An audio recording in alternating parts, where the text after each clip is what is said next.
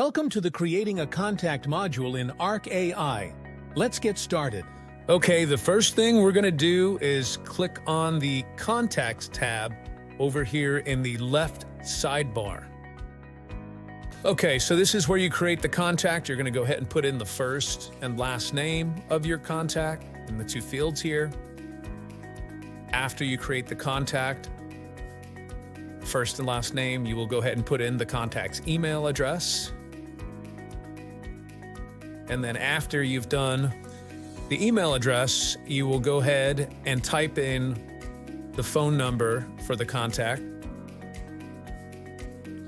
And once you've done that, you will choose what type of lead.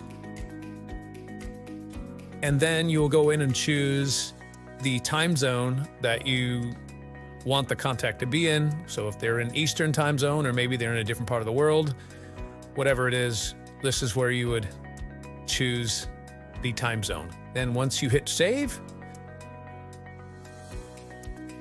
brought into the contact so you can see that it was created. You could add additional fields as you wanted to.